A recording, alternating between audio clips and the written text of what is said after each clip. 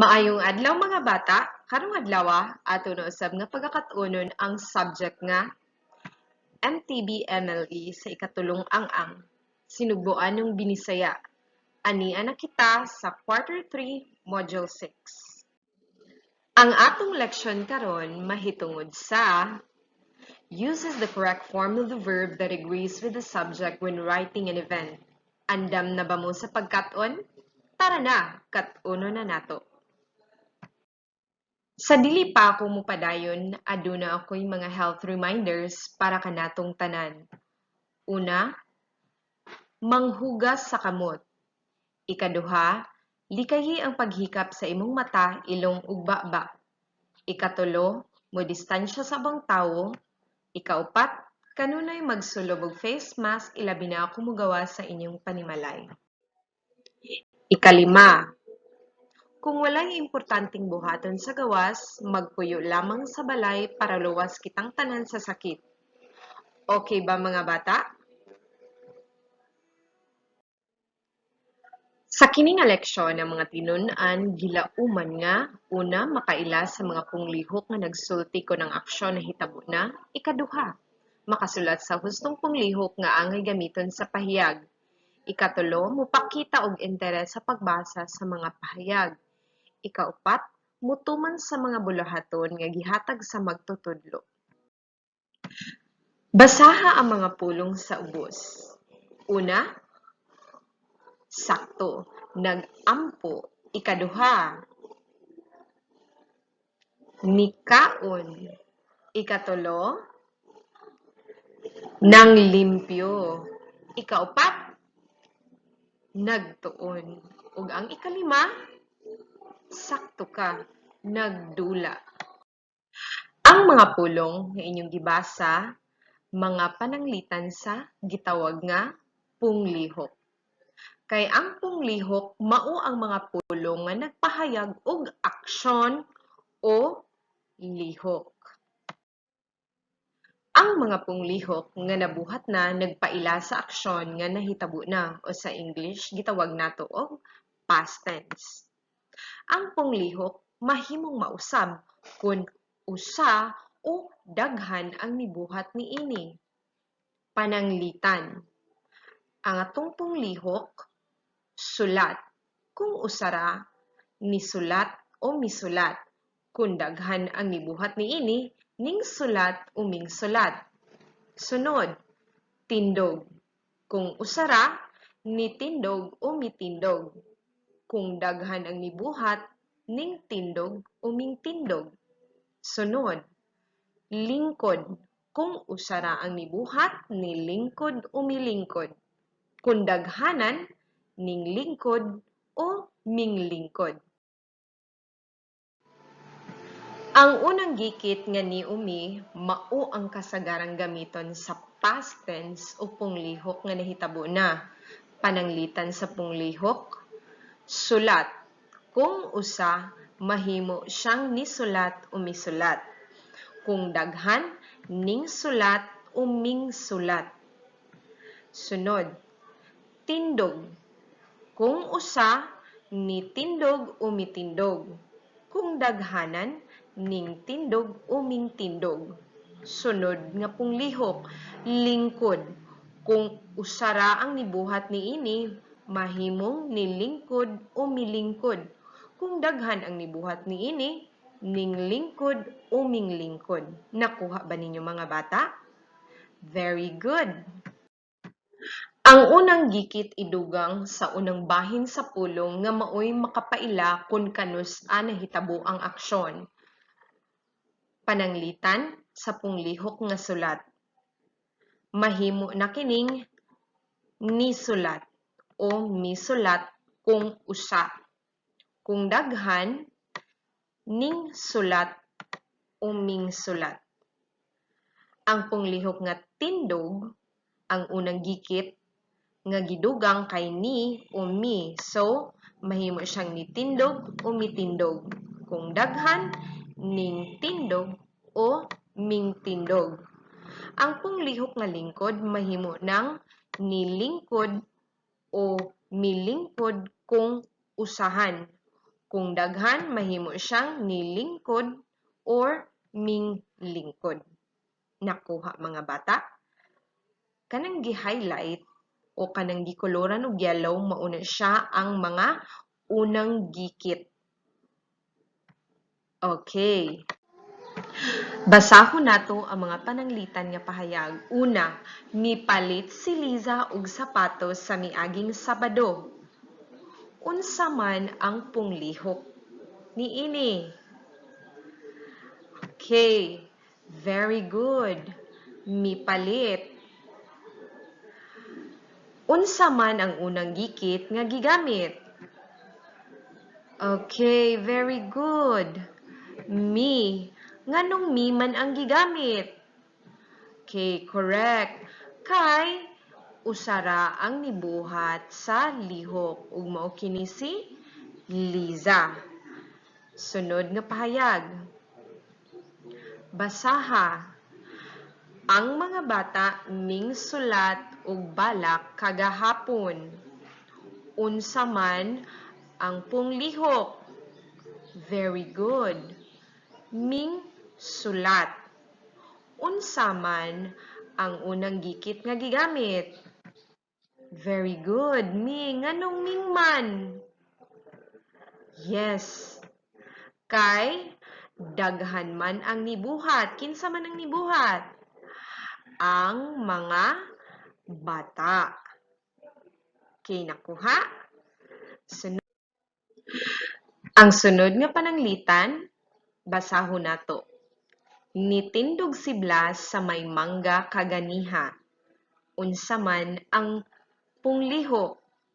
Very good. Nitindog. Unsa man ang unang gikit nga gigamit? Yes, ni. Nganong ni man ang gigamit?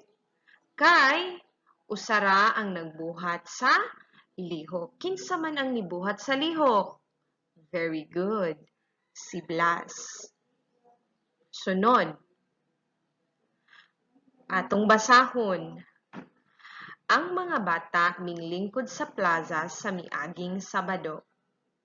Unsa man ang punglihok? Very good. Minglingkod. Unsa man ang unang gikit nga gigamit? Very good, Ming. Nganong Ming man ang gigamit? Yes, kay daghan man ang nibuhat sa lihok. Kinsa man ang nibuhat sa lihok? Ang mga bata. Okay, very good. Nakuha ninyo.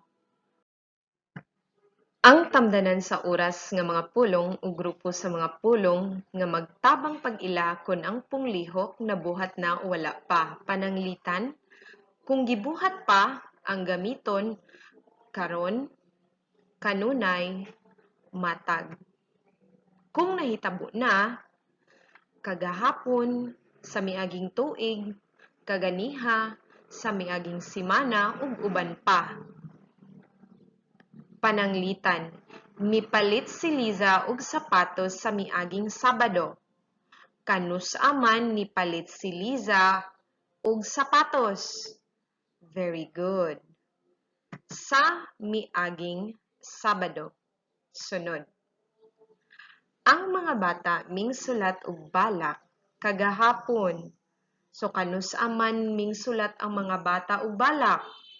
Very good. Kagahapon. Sunod. Nitindog si Blas sa may mangga kaganiha. So kanusa man nitindog si Blas? Very good. Kaganiha. Sunod.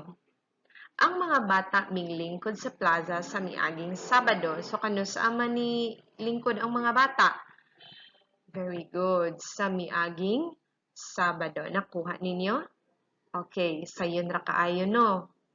Atong ipadayon. Karon atong sukdon kung nakasabot ba kamo sa atong leksyon karong adlaw. Aduna kitay buluhaton. Isulat ang punglihok sa inyong papel. Number 1. Midula si Mario ug ang iyang mga higala og basketball kagahapon. Number 2. Ming-star ang mga bata sa ilang classroom sa tibuok adlaw. Number 3, ningkuha ang mga magtutudlo sa ilang mga gamit gikan sa faculty room. Number 4, gi-check sa principal ang bag-ong mga computer sa ilang ICT room. Number 5, mitimbaya si Tina ug malipayong adlaw sa iyang suod nga higala. Timer, magsugod na.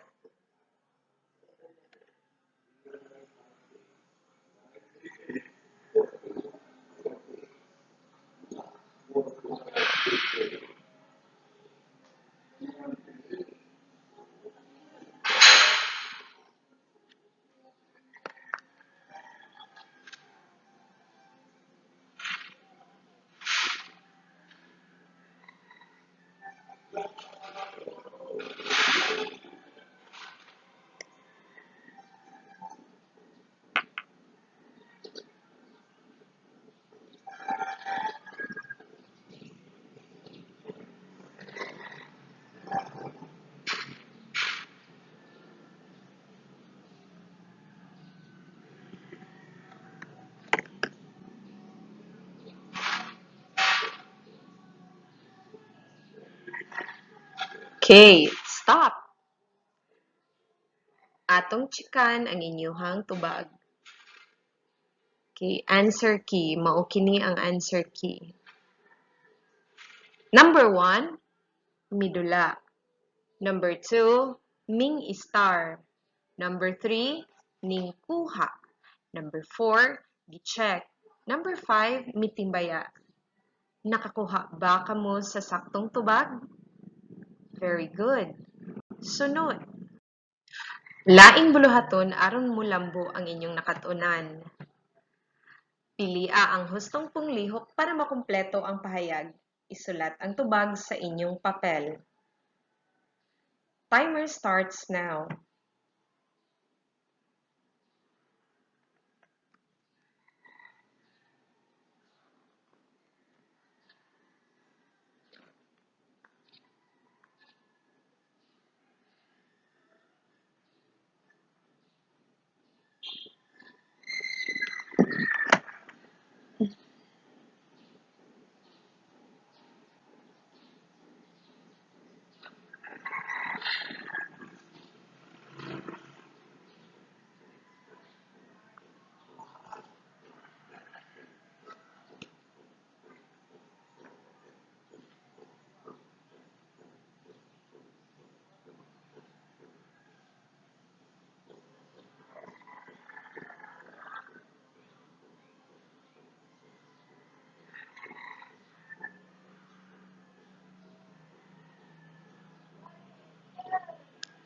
Okay, timer stops. Number 1. Unsa man ang tubag? Okay, very good. Mutabang. Number 2. Okay, very good. Mingtudlo. Number 3. Very good. Mipalambo. Number 4. Okay, sakto. Ningdayig. Ikalima. Very good. Ningkaon kami og sustansyadong pagkaon. Katapusang buluhaton, kumplitoha ang mga pahayag pinaagi sa pagsulat sa tamdanan sa oras ug ang punglihok. Timer starts now.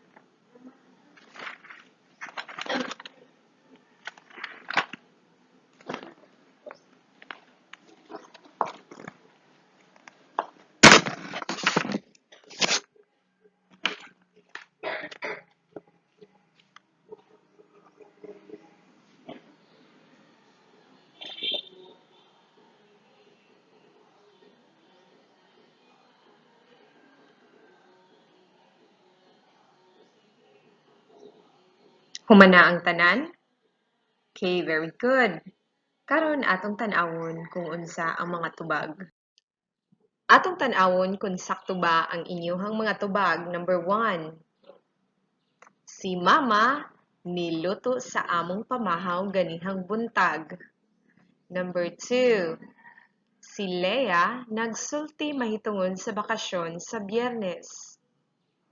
Number 3. Ang mga bata nagkatawa og kusog karon. Number 4. Mingsayaw ang mga magtutudlo sa programa sa miaging buwan. Number 5. Ang akong papa namintal sa balay gahapon. Sakto ba ang inyong mga tubag? Very good. Ipadayon kini. Congratulations mga bata, og diri natapos ang atong leksyon. Malipayong pagkat-on sa sunod na pod, kini si Mrs. Renny J. Lasha ang inyong magtutudlo. Bye!